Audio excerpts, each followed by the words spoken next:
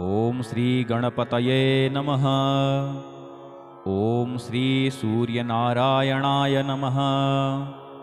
अथ आदित्यहृदयस्तोत्रम् विनियोगः।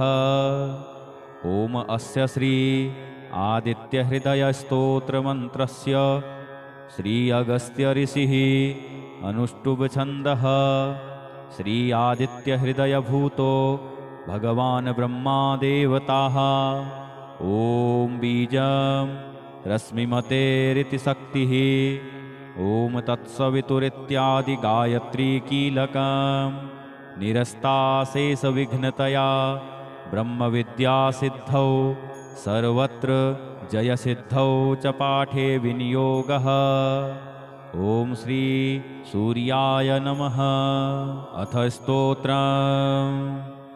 ततो युद्धपरिश्रान्तं समरे चिन्तया स्थितं रावणं चाग्रतो दृष्ट्वा युद्धाय समुपस्थितं दैवतैश्च समागम्य द्रष्टुमभ्यागतो रणम् उपगम्याब्रवीद् राममगस्त्यो भगवान् ऋषिः। राम राम महाबाहो शृणु गुह्यं सनातनं येन सर्वान् नरीन् वत्स समरे विजयिष्यसि। आदित्यहृदयं पुण्यं सर्वशत्रुविनाशनं जयावहं जपे नित्यम् अक्षयं परमं शिवं। सर्वमङ्गलमाङ्गल्यं सर्वपापप्रणाशनं चिन्ताशोकप्रशमनम् आयुर्वर्धनमुत्तमम्। रश्मिमन्तं समुद्यन्तं देवासुरनमस्कृतं पूजयस्व विवस्वन्तं भास्करं भुवनेश्वरं। सर्वदेवात्मको येष तेजस्वी रश्मिभावनः एष देवासुरगणान् लोकान् पाति गभस्तिभिः। एष ब्रह्मा च विष्णुश्च शिवः स्कन्दः प्रजापतिः महेन्द्रो धनदः कालो यमः सोमो अपां पतिः। पितरो वसवः साध्यास्विनौ मरुतो मनुः वायुर्वह्निः प्रजाप्राणो ऋतुकर्ता प्रभाकरः। आदित्यः सविता सूर्यः खगः पूषा गभस्तिमान् सुवर्णसदृशो भानुर्हिरण्यरेता दिवाकरः। हरिदस्वः सहस्रार्चिः सप्तसप्तिर्मरीचिमान् तिमिरोन्मथनः शम्भुस्त्वष्टा मार्ताण्डयंशुमान्।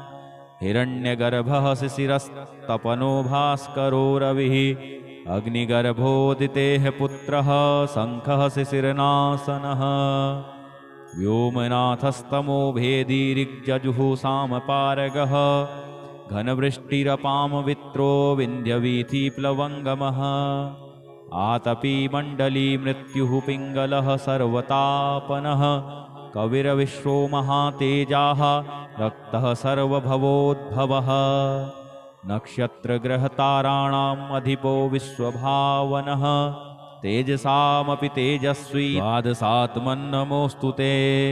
नमः पूर्वाय गिरये पश्चिमायाद्रये नमः ज्योतिर्गणानां पतये दीनाधिपतये नमः। जयाय जयभद्राय हरयस्वाय नमो नमः। नमो नमः सहस्रांशो आदित्याय नमो नमः। नमो उग्राय वीराय सारंगाय नमो नमः। नमः पद्मप्रबोधाय मार्ताण्डाय नमो नमः। ब्रह्मेशानाच्युतेशाय सूर्यायादित्यवर्चसे भास्वते सर्वभक्ष्याय रौद्राय वपुषे नमः। तमोघ्नाय हिमघ्नाय शत्रुघ्नायामितात्मने कृतघ्नघ्नाय देवाय ज्योतिषां पतये नमः।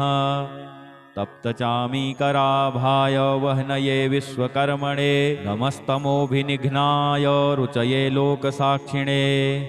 नाशयत्ते स वयभूतं तदेव सृजति प्रभुः पायत्ते स तपत्ते स वर्षत्ते स गभस्तिभिः। एष सुप्तेषु जागर्ति भूतेषु परिनिष्ठितः एष चैवाग्निहोत्रं च फलं चैवाग्निहोत्रिणाम्। वेदाश्च कृतवस्यैव क्रतूनां फलमेव च यानि कृत्यानि लोकेषु सर्व एष रविः प्रभुः। अथ फलश्रुतिः। एनमापत्सु कृत्स्नेषु कान्तारेषु भयेषु च कीर्तयन् पुरुषः कश्चिन्नावसीदति राघव। पूजयस्वेनमेकाग्रो देवदेवं जगत्पतिम् एतत् त्रिगुणितं जप्त्वा युद्धेषु विजयिष्यसि। अस्मिन् क्षणे महाबाहो रावणं त्वं वधिष्यसि। एवमुक्ता तदागस्त्यो जगाम च यथागतम्। एतच्छ्रुत्वा महातेजा नष्टशोको भवत्तदा धारयामास सुप्रीतो राघवः प्रयतात्मवान्। आदित्यं प्रेक्ष्य जप्त्वा तु परमहर्षमवाप्तवान्। त्रिराचम्य शुचिर्भूत्वा धनुरादाय वीर्यवान्। रावणं प्रेक्ष्य हृष्टात्मा युद्धाय समुपागतं। सर्वयत्नेन महता वधे तस्य धृतोऽभवत्। अथ रविर्वदन्निरीक्ष्य रामं मुदितमनाः परमं प्रहस्यमाणः। निशिचरपतिसंशयं विदित्वा सुरगणमध्यगतो वचस्त्वरेति। ॐ सूर्याय नमः। इति श्री आदित्यहृदयस्तोत्रं सम्पूर्णम्।